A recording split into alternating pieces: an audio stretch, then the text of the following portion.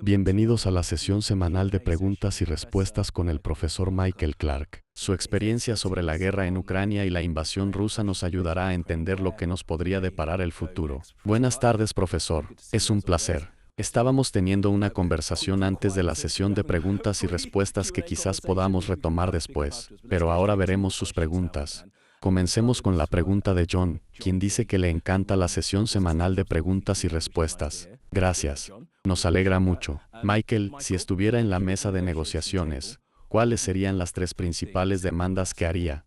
Como representante de Ucrania, es claro que si representara a Ucrania, la primera demanda sería tener garantías de seguridad. Pediría estas garantías si hay una tregua en la que Ucrania acepte ceder temporalmente el 20% de su territorio, y cuando digo temporalmente, me refiero a 30 o 40 años, no para siempre. Si vamos a ceder ese territorio por el momento, entonces me gustaría tener garantías de seguridad para lo que vamos a conservar.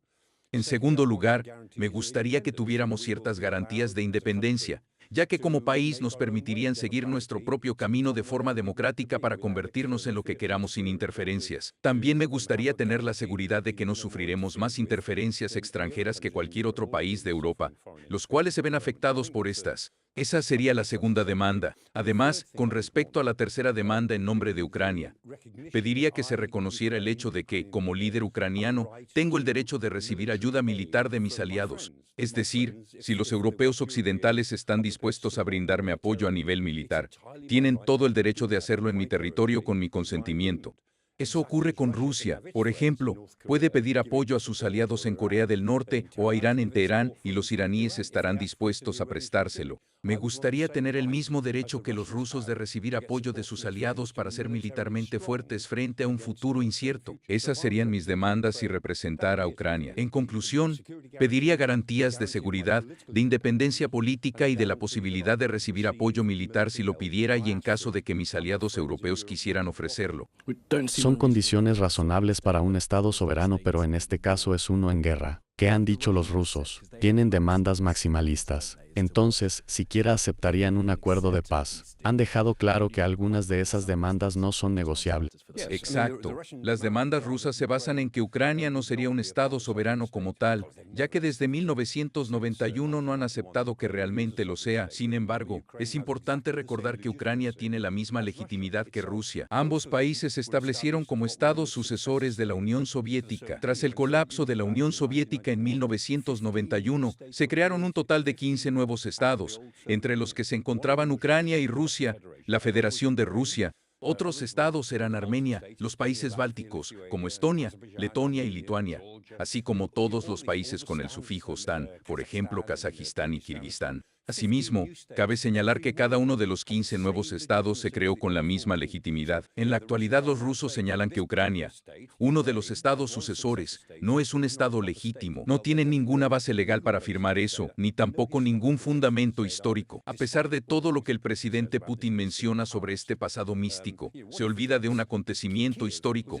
La ciudad de Kiev se fundó en el año 482, mientras que la fundación de Moscú no se llevó a cabo hasta el siglo XII.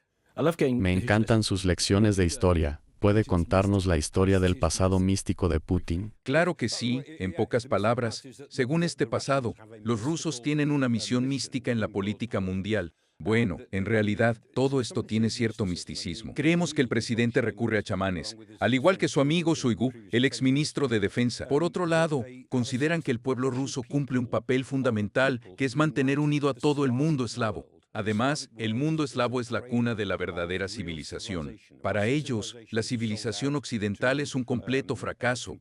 En otras palabras, se trata de una civilización que ha ido por el camino equivocado. Una civilización decadente. Es completamente decadente, mientras que la civilización eslava es una verdadera civilización cristiana ortodoxa oriental. También consideran que la historia le ha otorgado ese papel al pueblo ruso, tal como se manifiesta actualmente en la Federación de Rusia, lo que es un disparate. No tiene sentido, pero se lo creen. Hay gente del entorno de Putin que incluso escribe sobre ello. Un elemento de esta creencia es Novorossiya. ¿Qué nos puede decir sobre esta idea? Bueno, de hecho, Novorossiya es el nombre que se le otorgó al vasto y poderoso imperio de Catalina la Grande. El imperio de Catalina la Grande abarcaba gran parte del territorio que hoy los rusos se disputan en el Donbass y el sur de Ucrania, hasta Odessa y Moldavia. Siempre se llamó Novorossiya, Nueva Rusia. A los ucranianos siempre se les llamó pequeños rusos. Nunca tuvieron un estatus adecuado en Rusia porque son étnicamente diferentes. Por un lado, los rusos dicen que los ucranianos son iguales a ellos, pero por otro afirman que no lo son, que son un pueblo inferior.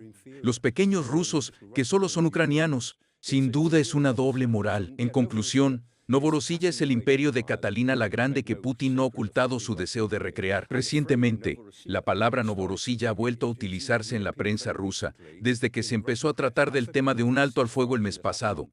Además, aparece en la prensa rusa todo el tiempo. Es una frase que comienzan a introducir de nuevo en el debate público, tanto en Occidente como en su país. Mezcla elementos que tienen algo de verdad con cierto misticismo y un toque de sinsentido para justificar sus razones para invadir a su vecino. Ahora vamos con la pregunta de McGill.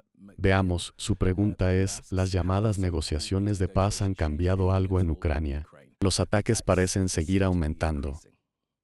Lo que dice es cierto, la guerra sigue prácticamente igual. La única parte del alto al fuego que se ha implementado parcialmente es la prohibición de ataques de largo alcance contra instalaciones energéticas. Los ucranianos han continuado con ataques de largo alcance contra bases militares en Rusia, pero en la última semana o los últimos 10 días no han atacado refinerías de petróleo con armas de largo alcance. Los rusos no atacan instalaciones energéticas ucranianas con armas de largo alcance, pero sí de corto alcance. Iba a decir que sí han estado atacando. Es cierto, han estado usando artillería. Sí, las instalaciones energéticas ucranianas siguen siendo atacadas, pero no con armas de largo alcance, ya que los rusos están cerca y usan armas de corto alcance. También es necesario mencionar que hay una parte muy limitada del acuerdo de alto al fuego. Este acuerdo es terrestre, marítimo y aéreo. Bueno, no cubre toda la vía aérea, sino solo una parte muy específica. Básicamente, es una restricción sobre qué armas se pueden usar. No impide el ataque de Rusia contra Ucrania, sino que limita el uso de ciertas armas ucranianas. Bueno, me parece que se reportó que hubo una disminución en los ataques con drones hace un par de noches. Exacto. ¿Qué significa? Eso podría tener que ver sobre todo con las capacidades. Los rusos han desplegado una enorme cantidad de drones en las últimas 2 semanas aproximadamente. Sus ataques han sido cada vez más fuertes, pero han disminuido un poco. Sospecho que eso está más relacionado con las fases de planificación de las operaciones que con cualquier decisión política. Pero no lo sabemos. Esto puede influir en las negociaciones en curso entre el equipo estadounidense y el ruso. Recuerden que pueden enviar sus preguntas en los comentarios que aparecen abajo. Debí mencionarlo al inicio. Bueno, continuemos con la pregunta que nos hizo Ben. Es sobre los aranceles de los que hablábamos antes de empezar. ¿Cómo afectarían los aranceles de Trump a Rusia? ¿Qué tendría que hacer exactamente para que funcionaran? La respuesta corta es que no tendría mucho que hacer. Los rusos tampoco pueden hacer mucho, en parte porque Rusia encabeza con gran diferencia la lista de los países más sancionados del mundo. El comercio entre Estados Unidos y Rusia se redujo mucho después de la invasión del 22. La última vez que verifiqué, estaba por debajo de los 5.000 millones. Cada parte movía entre 3.500 y 4.000 millones de dólares en transacciones comerciales. Podemos decir que es una suma muy baja y está al mismo nivel que durante la Guerra Fría, cuando la Unión Soviética quedó prácticamente excluida del sistema occidental. No existe mucho comercio que pueda sancionarse como tal. Trump podría implementar 2 medidas, ambas altamente efectivas. La primera es que podría contribuir a reducir el precio del petróleo mediante la introducción de más productos estadounidenses en el mercado, lo que persuadiría a los saudíes a aumentar su producción. El precio del petróleo está bajando. Existen muchos precios diferentes para el petróleo, pero el que nos interesa, el precio de referencia, es de unos $80 por barril en este momento. Ha llegado a estar entre 100 y 120 dólares. Ahora está en 80. Aún es alto pero tolerable. En el pasado ha bajado hasta 30 dólares. Si el precio cayera de 80 a 50 dólares, los rusos tendrían serios problemas porque gran parte de sus ingresos proviene del petróleo. Lo que el presidente Trump también podría hacer a su favor es provocar una caída en el precio del petróleo, lo cual podría tener cierta repercusión. Por otro lado, aunque las sanciones directas a Rusia no tendrían mucho efecto, las sanciones secundarias que ha amenazado con imponer podrían tener un gran impacto, es decir, que los estadounidenses sancionarían a cualquier empresa o país que trate con Rusia en otros asuntos. Eso es algo que les preocupa a los rusos, así como a los chinos. Es un asunto muy serio ya que supone una restricción masiva al comercio, pero estamos en un mundo con enormes restricciones al comercio. Además, el sistema de libre comercio ya está colapsado, así que quizás sea posible. En teoría, Sería eficaz amenazar con sanciones secundarias, lo que perjudicaría a quienes comercian con Rusia en otros asuntos.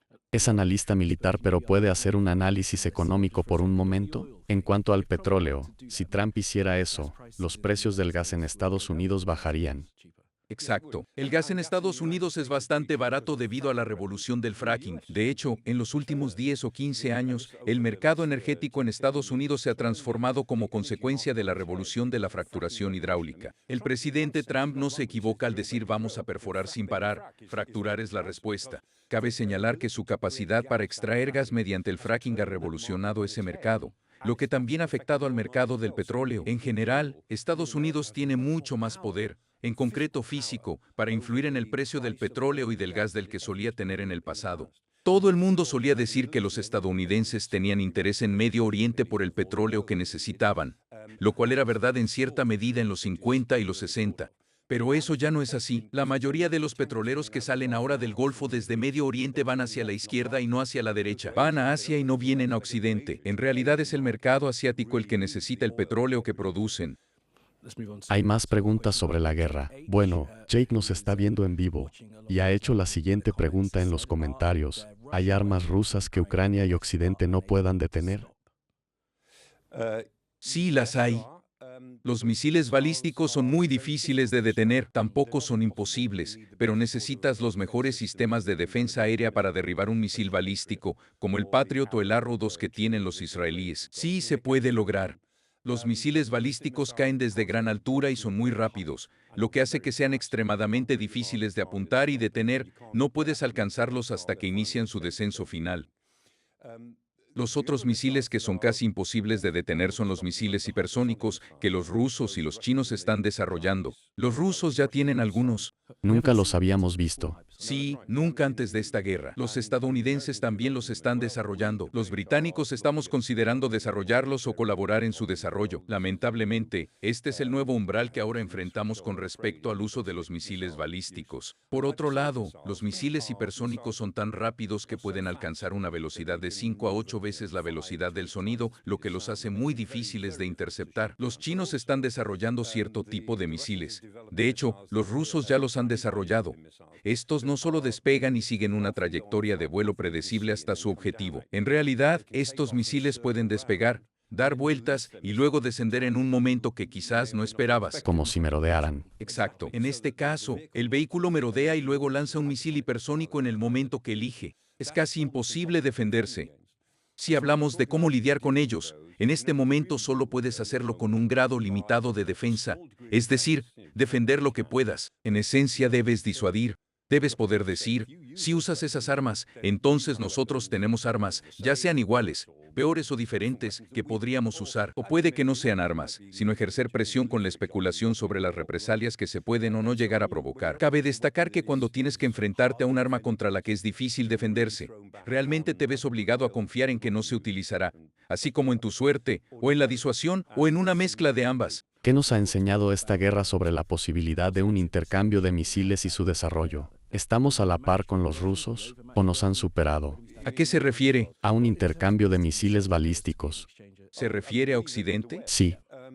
Estados Unidos tiene una buena cantidad de misiles balísticos, pero en general, los rusos tienen más. Además, tienen muchos más que los europeos. Los europeos no han desarrollado misiles balísticos ya que dejaron esa tarea a los estadounidenses, pero en el futuro ya no podremos seguir haciéndolo. Bueno, es importante mencionar que es probable que desarrollemos misiles balísticos más adelante. Sin embargo, no se trata de igualar las reservas rusas, sino de igualar su estrategia, de modo que no valga la pena el uso de misiles balísticos y tengamos cierto elemento de disuasión contra ellos. Bueno, no me gusta hablar de este tema, pero nuestro principal elemento de disuasión contra los misiles balísticos en el Reino Unido es nuestro misil Trident, que se encuentra en un submarino en alguna parte del Atlántico Norte. Tenemos un submarino con 8 misiles balísticos a bordo que llevarían un total de 40 cabezas de guerra. ¿Estamos modernizando ese sistema Trident? Sí, el Dreadnought, pero no aparecerá hasta después de 2030. El sistema Trident actual y los submarinos clase Vanguard están algo desgastados. Han estado en servicio unos 10 años más de lo debido, lo cual no es ideal. Pero lo cierto es que funcionan. Nadie debería dudar de su eficacia. Si se diera la orden, estos misiles se dispararían. Esa es la disuasión final, un elemento de disuasión nuclear. No es cómodo hablar de ello, o incluso pensarlo, pero ahí está. Es lo que tenemos. Es necesario. Además, ahí es donde el primer ministro y John Healey fueron hace poco. Exacto. Fueron a Barrow para hablar sobre el nuevo submarino Dreadnought. Ese día se realizó la ceremonia de la puesta de quilla del primer submarino de esa clase. Tenemos una pregunta de William. ¿Por qué hay tanta diferencia entre las cifras de muertes de soldados rusos que dan Ucrania, el Ministerio de Defensa y Estados Unidos? ¿Cuál cree que es la mejor estimación del número real de muertes rusas? Es cierto, hay muchas cifras. En mi opinión, si quieren verificar esta cifra, pueden consultar la página de Wikipedia sobre eso. Lo único que deben hacer es buscar bajas en la página de Wikipedia. Nunca escuché a un profesor recomendar eso. De hecho, soy un gran defensor de Wikipedia. Hay que tener cuidado con lo que se consulta. Si se trata de fechas y lugares, no siempre son correctos. Sin embargo, según las pruebas e investigaciones realizadas, su nivel de inexactitud es menor que el de la Enciclopedia Británica. De todos modos, Wikipedia es bastante buena en esos temas. Solo muestra una lista de todas las estimaciones procedentes de unas 10 o 12 fuentes diferentes, fuentes rusas, ucranianas e independientes. Las cifras proporcionadas por el Ministerio de Defensa británico son bastante acertadas. No lo digo porque sean de mi país, sino porque se basan en datos de la inteligencia de defensa. Esta organización británica es muy buena y grande. Los servicios de inteligencia del ejército, la Marina y la Fuerza Aérea contribuyen a lo que se conoce como inteligencia de defensa. Creo que las cifras que presentan son conservadoras, moderadas y muy confiables. Revisan todas las fuentes así como sus propias estimaciones. En este momento podemos decir que las cifras reales parecen estar entre las 750.000 y las 800.000 bajas rusas, las cuales se acercan al millón. Las bajas incluyen muertos y heridos. Estos últimos son aquellos con lesiones tan graves que requieren ser retirados del campo de batalla, no solo ser curados para regresar al día siguiente. Es decir, han perdido un brazo o han sufrido una lesión grave en la cabeza, una herida que los saca del campo de batalla. En total, parece que hay entre 250.000 y 300.000 rusos muertos, y entre 400.000 y 450.000 gravemente heridos. Sin embargo, podrían ser más. Según algunas estimaciones, las bajas ya superan el millón. Esta cifra incluye muertos y heridos. Por otro lado, las bajas ucranianas parecen estar entre la mitad y quizás hasta 2/3 de ese total estimado. La verdad es que estas bajas son más difíciles de estimar ya que los ucranianos son muy reservados al respecto por razones comprensibles. Michael, ¿qué nos puede decir al respecto con estos casi 3 años de guerra y esas cifras? Esta es la mayor cantidad de bajas que han sufrido los rusos. Me parece que los rusos sufrieron entre 50.000 y 60.000 bajas en la guerra en Afganistán durante un periodo de 8 a 10 años, entre 1979 y 1988. Bueno, podemos decir que estas cifras superan en más de 10 veces el número de bajas afganas. Los estadounidenses tuvieron más de 60.000 bajas en Vietnam durante un periodo de 10 años, entre 1964 y 1973. Analicemos toda esta situación. Estamos hablando de cifras de bajas que son 10 veces mayores que las de las grandes guerras que han librado tanto Rusia como Estados Unidos a lo largo de su historia. Estas cifras se acercan a los niveles de bajas que se produjeron en el campo de batalla durante la Segunda Guerra Mundial, en la que 1 de cada 5 soldados moría o resultaba gravemente herido en los 6 u 8 meses posteriores a su despliegue. Esos fueron los niveles de la Segunda Guerra Mundial. ¿Tenemos cifras de bajas civiles? Sí las hay. Se trata de cifras confirmadas mucho más bajas, pero en Rusia son relativamente bajas, alrededor de varios cientos. En Ucrania se habla de decenas de miles, aunque solo se han confirmado unas pocas decenas. Es sorprendente teniendo en cuenta la brutalidad de esta guerra. Sí, ha habido mucha destrucción de edificios, muchos heridos, aunque no tantas muertes. Pero sin duda se han producido más pérdidas de las que deberían haber ocurrido. Bien.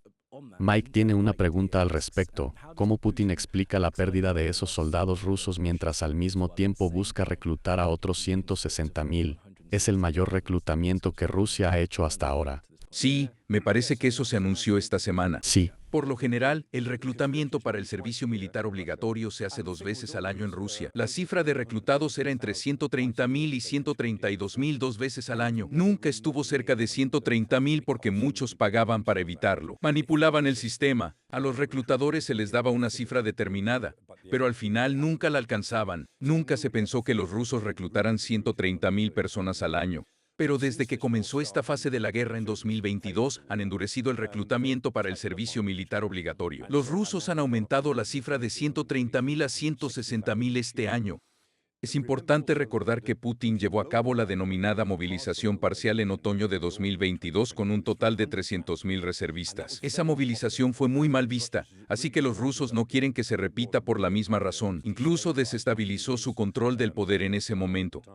Ahora intentan depender de un reclutamiento más alto y probablemente logren llegar a los 160.000, ya que están siendo bastante severos al respecto. Sin embargo, cabe señalar que también dependen del alistamiento voluntario de pueblos del este, como los buriatos, y de algunas provincias y regiones de Siberia, así como del aporte de muchas tropas extranjeras. Estas personas reciben sumas enormes de dinero que incluyen tanto el bono de alistamiento como el nivel de remuneración. Se cuentan muchas historias de algunas provincias del este. De alguna manera, esta situación es muy conmovedora. Toda la familia está presente cuando el padre se alista. Este hombre puede tener entre 38 y 40 años. Con este bono de alistamiento, su hijo y su esposa podrán mudarse a un departamento. Además, su esposa podrá comprarse un auto. Y todos celebran el sacrificio que hace el padre al irse, quizás para morir o resultar herido en algún lugar del frente. Es realmente asombroso. Sin embargo, la cantidad de dinero que los rusos ofrecen ahora en forma de bonos y salarios supone un cambio radical en la vida de algunas de estas familias, que son las más pobres de las provincias del este. Recién me entero de esas historias. Entonces, ¿lo hacen por una recompensa? La compensación pagada cuando estos soldados mueren es enorme. Ha transformado pueblos enteros y las familias ahora tienen dinero para vivir mejor. La familia puede viajar y comprar un auto porque murió el padre. Suena ridículo cuando lo dices. También existe algo de resentimiento. Por ejemplo, algunos dicen que ahora las mujeres conducen autos grandes porque sus esposos murieron. No me cabe duda de que son chismes completamente desagradables. Sin embargo, se considera una situación perturbadora desde el punto de vista social, ya que los rusos están comprando la lealtad de los ciudadanos que quieren, así como la de muchos ciudadanos extranjeros de países africanos y otros países asiáticos. Muchos de ellos se enlistan pensando que realizarán tareas logísticas en zonas seguras con salarios muy altos o incluso trabajos de construcción, pero terminan en primera línea sin posibilidad de salir porque les quitaron los pasaportes y están bajo disciplina militar. Hay muchas historias así. Los ucranianos también han incurrido en algunas de estas prácticas, pero no en la misma medida ni con la misma brutalidad. Además, han sido bastante estrictos con el reclutamiento debido a la gran escasez de soldados. No obstante, los rusos no podrían sostener estos números con su reclutamiento normal, a menos que recurrieran a estas prácticas. Se dice que cuando un soldado muere, sus familiares reciben 5 millones de rublos, casi $54.000, así como pagos mensuales no especificados, lo que les cambia la vida. Ha habido algunas críticas sobre los ucranianos con respecto a su forma de convocar a los soldados porque no han querido incluir a algunos grupos. Eso es totalmente cierto. El problema de Ucrania se origina en que la edad para el reclutamiento era de 28 años. Un soldado debía tener más de 28 años, ya que los jóvenes no debían ir a la guerra. Para los ucranianos, los jóvenes son parte vital del futuro. Eso se opone a nuestra forma de pensar. Nosotros enviamos a los jóvenes a la guerra porque pueden hacerlo. Pero después la redujeron de manera polémica a 25. No recuerdo bien si es 25 o 26. Ahora la confirmamos. No estoy seguro, podría estar equivocado. Me parece que es 26, pero de todos modos, muchos de los estadounidenses que ven con escepticismo a Ucrania han dicho que es necesario que los jóvenes se involucren y que deben estar preparados para ir a luchar por el país que quieren. Y es un debate constante sobre las acciones de Ucrania. Es un tema muy mal visto en el Parlamento ucraniano, pero es por eso que se acusa a los ucranianos de no movilizarse al máximo si realmente están luchando por sus vidas, lo que evidentemente es cierto. Es de 25. Gracias por confirmar. Veamos algunas preguntas que nos han llegado a través de los comentarios. Robert pregunta, ¿qué novedades hay sobre el acuerdo de minerales entre Estados Unidos y Ucrania? ¿Aún se incluye en las negociaciones de paz? También lo felicita por esta sesión. No es parte de esas negociaciones, pero está relacionado con ellas. El último acuerdo de minerales entre Estados Unidos y Ucrania ahora es en realidad una forma de extorsión. Estados Unidos sigue cambiando los términos del acuerdo. Zelensky pensó que tenía un acuerdo listo para firmar, sin embargo, vivió una experiencia difícil en la Casa Blanca hace unas 4 semanas. Ese era el acuerdo que iban a firmar. Ahora los estadounidenses han adoptado una postura más dura. Dicen que quieren crear un fondo, uno de inversión, al que contribuirían ambos países. Estados Unidos se quedaría con el 50%, mientras que Ucrania obtendría el otro 50%. Pero Estados Unidos tendría el control, nombraría a 3 de los 5 miembros de la Junta. Los ucranianos no podrían vender nada más a nadie. A diferencia de cualquier otro país, el fondo no solo cubriría los minerales, sino también el petróleo y el gas, así como las infraestructuras relacionadas con los minerales, entre otras cosas. En resumen, toda la infraestructura potencial de Ucrania. Bueno, en definitiva, se trata de una especie de extorsión. Es un acuerdo que no pueden rechazar. Y Ucrania no recibiría ni un centavo hasta que haya pagado $100.000 millones a Estados Unidos, según su estimación. Esa es la estimación real, y no la de Trump, que hablaba de $350.000 millones. La cantidad de dinero que Estados Unidos ha invertido en Ucrania desde 2022 asciende a unos $100.000 millones. Los estadounidenses quieren que les devuelvan primero esos $100.000 millones para luego recién repartir el fondo al 50%. Eso ni siquiera es constitucional, ya que tendría que aprobarlo el Parlamento, la Rada. De hecho, puedo garantizar que la Rada no estaría de acuerdo con eso. Quizás sea una estrategia para que Ucrania lo rechace y así culparla del fracaso de las negociaciones de paz. Si el acuerdo se aceptara, sería como robarle la billetera a alguien que está en el suelo luchando contra un par de matones que intentan matarlo. Es una completa extorsión, y nadie que haya analizado el acuerdo de manera independiente tiene algo positivo que decir al respecto. No es más que una demanda maximalista para sacar todo el dinero posible de Ucrania sin ofrecerle ningún tipo de beneficio a cambio, sin garantías de seguridad. La única garantía de seguridad es que los estadounidenses se involucrarán en Ucrania, pero solo para aprovecharse de ellos y quedarse con todo su dinero. Es algo mafioso, una oferta que Ucrania no puede rechazar porque la tienen en sus manos. Tienen a Ucrania entre la espada y la pared. Por eso creo que nos dirigimos hacia una separación de caminos. Bueno, nada está claro aún. Supongo que Ucrania tendrá que rechazar este acuerdo. Los estadounidenses culparán a Ucrania de la continuación de la guerra. Los europeos tendrán que decidir si van a seguir apoyando a Ucrania para que continúe la guerra. Los estadounidenses les dirán que dejen de hacerlo. También les dirán que es hora de que Ucrania reciba la paliza que se merece de parte de los rusos, ya que no entrarán en razón. Deben dejar de ayudarlos, es hora de que los ucranianos reciban su merecido. Creo que llegaremos a ese punto antes de que acabe el año, quizás antes del otoño. Mark acaba de preguntar, en respuesta a lo que dijo, que si esto es extorsión, ¿cómo puede Europa quedarse de brazos cruzados y permitirlo? Esto hará que la economía de Ucrania se desplome. Exacto, es lo que decía. Hasta ahora hemos dicho que nosotros los europeos apoyamos la idea de un alto al fuego a regañadientes. Sin embargo, la separación de caminos probablemente sea la mejor opción para este año, dado que Estados Unidos no continuará apoyando el esfuerzo de guerra. Apoyamos el alto al fuego y haremos lo que podamos cuando veamos el posible resultado de este acuerdo. Pero el alto al fuego se aleja cada vez más, como todos esperábamos. En algún momento, este apoyo por parte de Europa a la línea de Estados Unidos se volverá divergente. Es decir, todos estos preparativos para el despliegue de tropas y las conversaciones entre nuestros ejércitos servirán para el mismo propósito si decidimos que tenemos que ayudar a Ucrania. Esto nos conducirá a un momento decisivo en el que Europa tendrá que hacer una introspección y mirarse a sí misma con honestidad. Si la administración de Trump sigue por este camino, algo que aún no es seguro, llegado el momento podría decir: les deseamos lo peor a ambos, nos vamos de aquí, dejaremos que ganen los rusos, ya no nos importa. Asimismo, luego los estadounidenses les dirán a los europeos que dejarán de ofrecer sus servicios de inteligencia y su ayuda a Ucrania, que eso marcará una gran diferencia y que apagarán Starlink.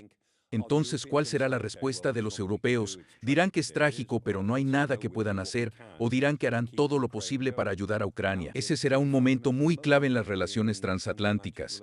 Sin duda lo será, pero parece ser algo inevitable. Ya veremos. Las cosas pueden cambiar, no quiero ser demasiado pesimista, pero el camino en el que estamos nos lleva a esta encrucijada que llegará en los próximos 3 meses. Ya hemos hablado de esto.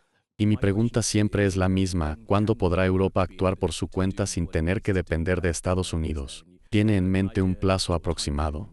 Sí, pero todo depende de si realmente nos comprometemos con el desafío. En este caso, me refiero a aquellos países europeos que tienen la capacidad de hacerlo y no a todos los 30 países europeos que forman parte de la OTAN. Sin embargo, si se incluyen las 15 o 16 naciones que podrían hacerlo, podría llevarse a cabo en 4 o 5 años. Se podría hacer en 10 años, pero no en un plazo de 2 años.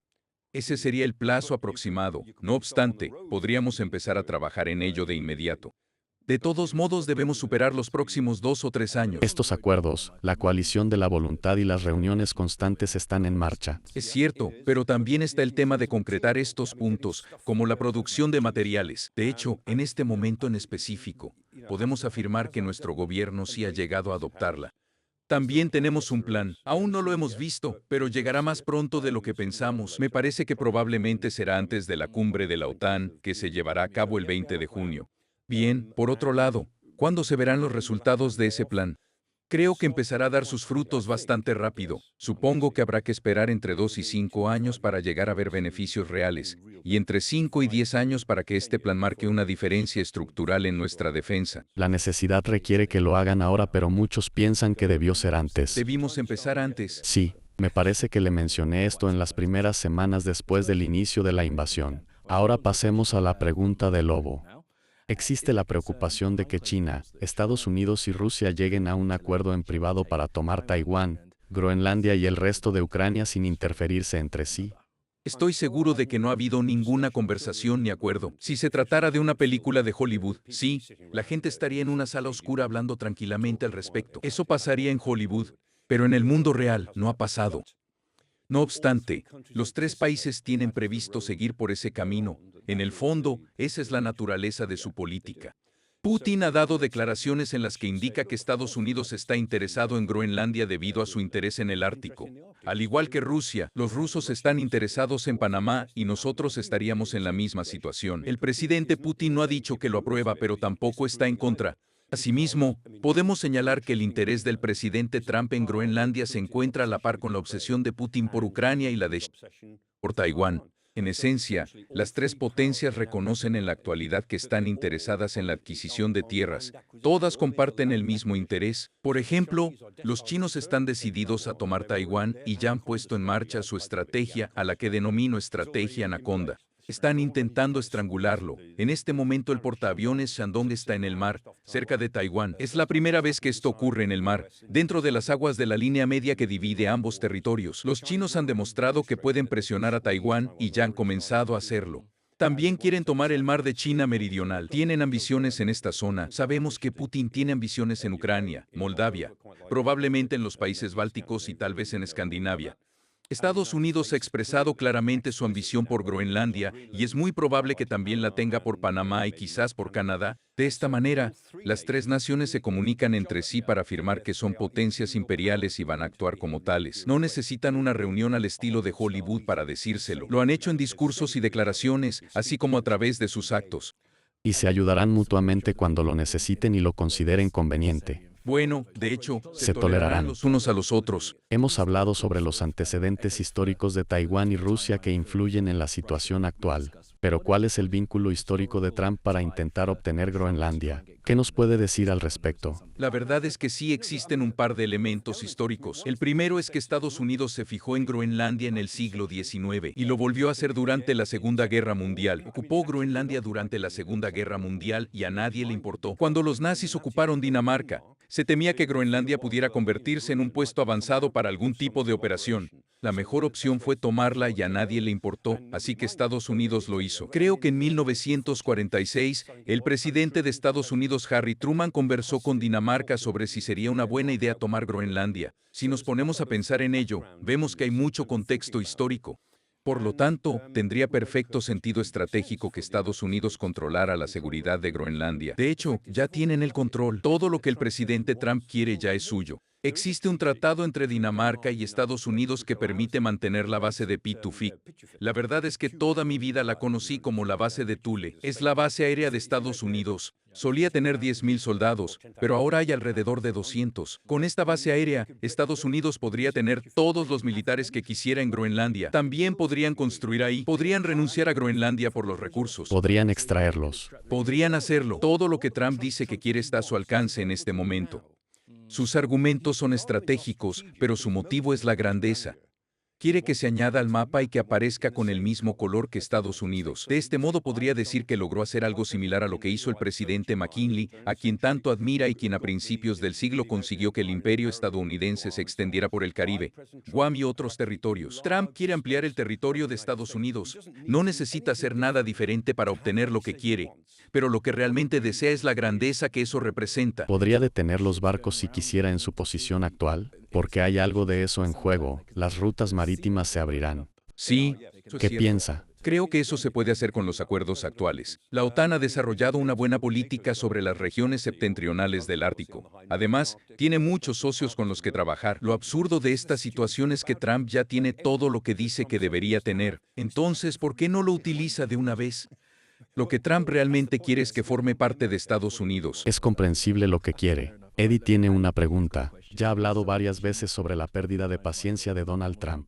Esta semana se ha informado que ha perdido la paciencia con Putin. Creo que estaba molesto por algunos acuerdos que no se habían cerrado. ¿Se imagina un escenario en el que Trump visite Rusia para hablar con Putin cara a cara? Hable sobre esta pérdida de paciencia y luego sobre la idea de que ambos se reúnan. Dijo que pierde la paciencia y debe decir eso, ya que si no lo hace, parecería que está siendo manipulado por este hombre del Kremlin. Realmente no sabemos qué hará al respecto. Pero hasta ahora, en el caso de los incentivos y sanciones, todas las sanciones se han aplicado a Ucrania y todos los incentivos se están aplicando a Rusia. Cuando dijo que estaba perdiendo la paciencia, insinuó que usaría sanciones. Se habló de sanciones secundarias e incluso de posibles sanciones al comercio de petróleo y gas de Rusia. ¿Existe la posibilidad?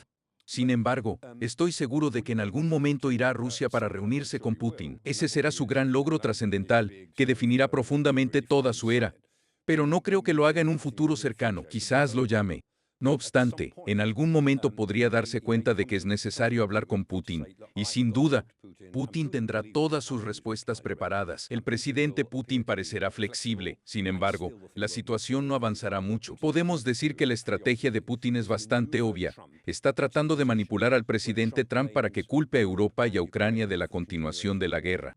Y hasta el momento lo está logrando con bastante éxito. No sabemos si los rusos podrán mantenerse en esta línea o continuar con su estrategia.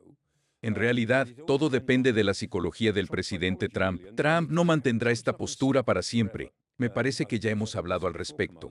Una vez que el alto al fuego comience a desmoronarse por completo o se vuelva imposible, el presidente Trump simplemente seguirá adelante. Pasará al siguiente problema. Podemos señalar que el alto al fuego acabará en el olvido. No será algo que suceda. Al igual que la Riviera en la costa mediterránea de Gaza, se convertirá en uno de los temas de los que ya se habló y que quedaron en el pasado. Sospecho que eso es lo que hará. En total detrimento de Ucrania y del resto del mundo. Exacto. Sin embargo, tiene en mente una cumbre con Putin. Es un tema que le inquieta mucho, aunque probablemente no será sobre el alto al fuego, ya que sabe que eso no acabará muy bien. Habrá llamadas sobre el alto al fuego y luego una cumbre. Pero esta se celebrará más adelante. Tiene una invitación para mayo. Es correcto. Creo que sería una decisión muy imprudente ir ahora, a menos que logren llegar a un acuerdo significativo de alto al fuego. ¿Cree que eso sea posible y que hagan algo más en mayo? Bueno, es posible, pero la situación tendría que cambiar bastante. Su objetivo es la cumbre, una gran cumbre de asociación estratégica, que tiene mucho más que ver con la economía y la energía que con la situación de Ucrania. Está bien. Ahora continuemos con la pregunta de Steven. Es sobre Rusia y las amenazas de atacar al Reino Unido. Steven dice que está tenso y asustado. ¿Nos advertirían de ser el caso? Bueno, eso es verdad, Steven. En la actualidad, estos ataques ya están teniendo lugar a un nivel que la inteligencia británica considera subestratégico.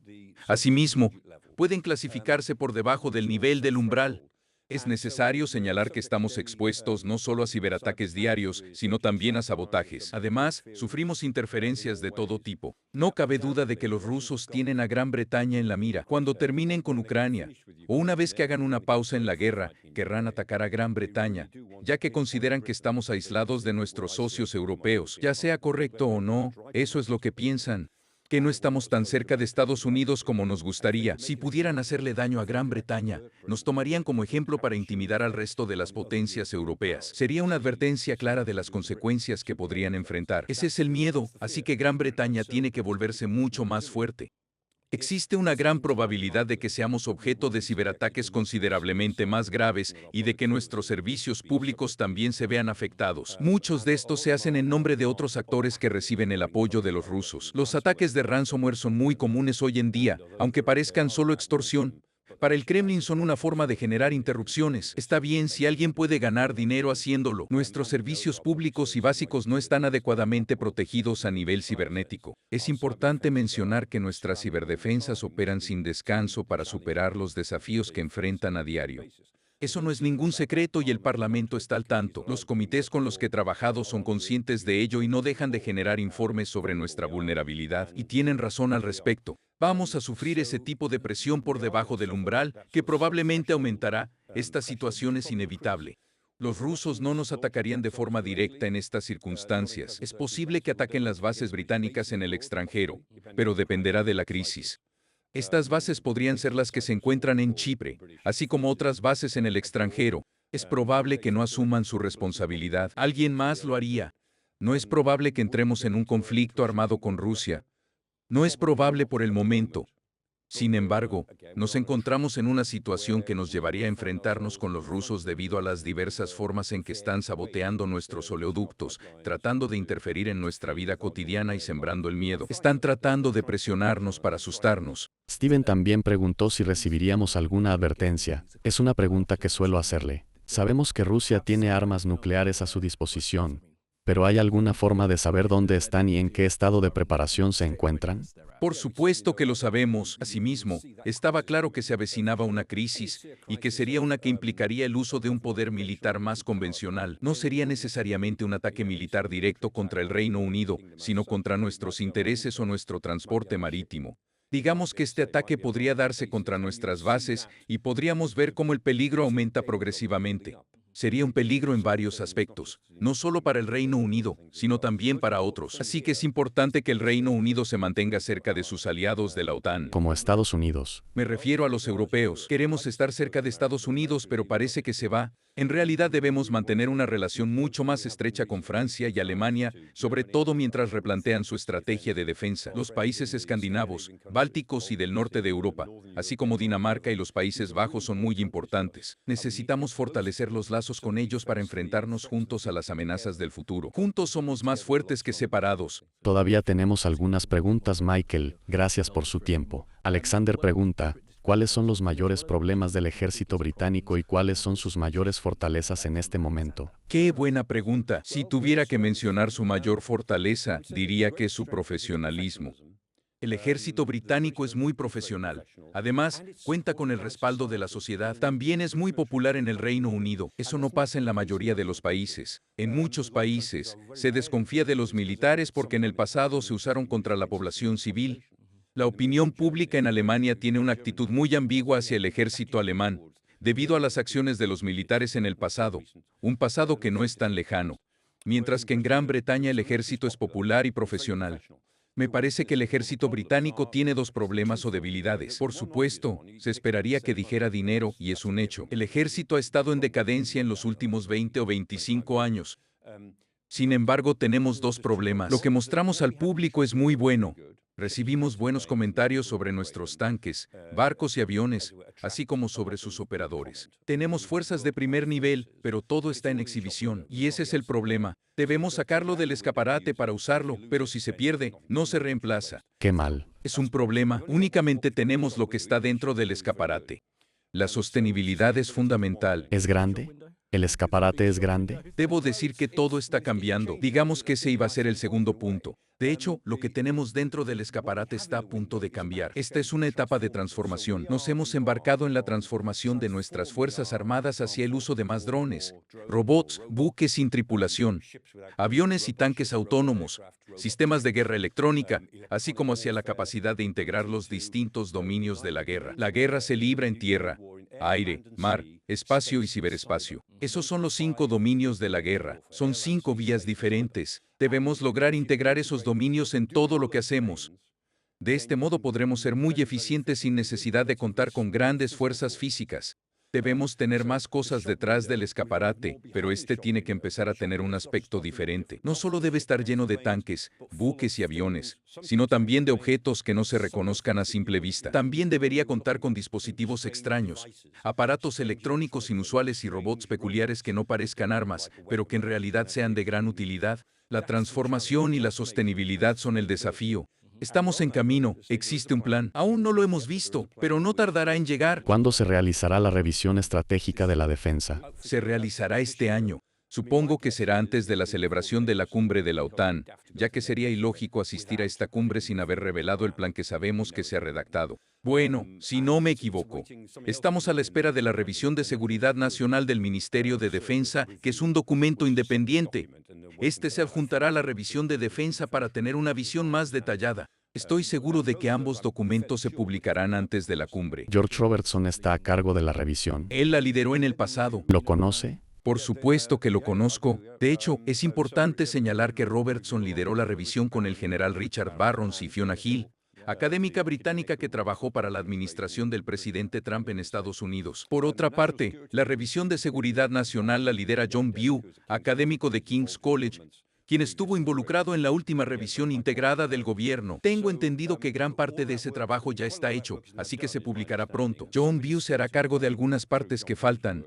Cuando todo esté listo, estoy seguro de que los dos documentos se publicarán casi al mismo tiempo. Me sorprendería que tuviéramos que esperar hasta después de la cumbre de la OTAN, porque sería insensato enviar al primer ministro a la cumbre sin haber Es cierto, definido nuestro sí. plan de acción para el futuro. Exacto. Tenemos una última pregunta. Me parece que será muy esclarecedora para todos.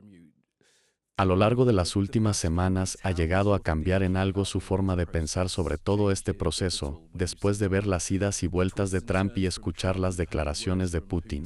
En este momento, ¿qué posibilidades reales hay de que esta guerra termine pronto? ¿Qué puede decirnos al respecto? Se han visto muchos titulares que hablan de las 10 semanas que estremecieron al mundo. En 1919 el estadounidense John Reed publicó un famoso libro titulado 10 días que estremecieron al mundo, en el que habla sobre la Revolución Rusa de la que fue testigo. Algunos titulares consideran la toma de posesión de Donald Trump como el inicio de estas semanas.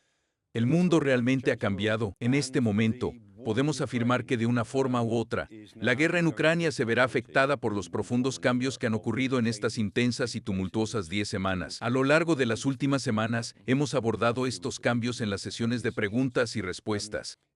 Antes de la toma de posesión del presidente Trump, todos los analistas se preguntaban qué implicaciones tendría. Teníamos una especie de medidor de aplausos que comenzaba en el peor extremo de la escala y terminaba en el mejor. Nos preguntábamos en qué punto se estabilizaría este medidor. Pensábamos que tendría cierta inestabilidad, pero que se estabilizaría en algún punto. Comenzó bastante mal y empeoró aún más. Es un poco peor de lo que pensábamos. ¿Es peor de lo que creían?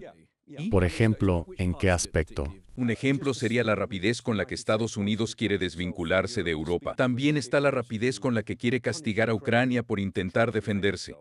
Aunque eso aún no está completamente definido, hemos visto que el presidente Trump cambia de opinión muy rápido.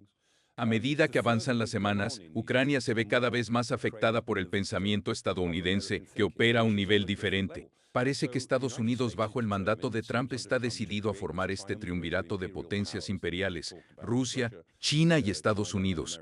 Si hubiera prestado atención a lo que está ocurriendo en África, Medio Oriente, América Latina y Asia, habría notado que el poder estadounidense se está diluyendo. En cierto sentido, el poder de Estados Unidos y Occidente se estaba reduciendo como el agua de una bañera que se desborda y se pierde. Pero en las últimas 10 semanas es como si el tapón se hubiera sacado. En lugar de desbordarse por la parte superior, ahora se filtra desde el centro. Después de analizar todo este panorama actual, podemos indicar que el centro del mundo occidental está perdiendo influencia, mientras Donald Trump se aferra a la idea de que las tres grandes potencias resuelvan sus problemas en conjunto. Esa es la situación actual. Estamos pasando por un momento difícil. Esta situación se puede observar en diversas partes del mundo, como la península de Corea, Japón, los países africanos, Sudáfrica y Europa. Todos se preguntan cómo sería el mundo sin el apoyo de Estados Unidos o incluso sin el interés estadounidense, sobre todo considerando la hostilidad de este país hacia aspectos que solíamos pensar que eran de interés común. Ahora todos estamos reconsiderando un mundo multipolar muy distinto al que conocíamos. Es un mundo nuevo. Responderemos sus preguntas pronto. Siempre es un placer hablar con usted. Gracias por unirse a esta sesión de preguntas y respuestas sobre Ucrania con el profesor Michael Clark. Habrá otra sesión la próxima semana. Nos vemos pronto. Gracias a todos por acompañarnos.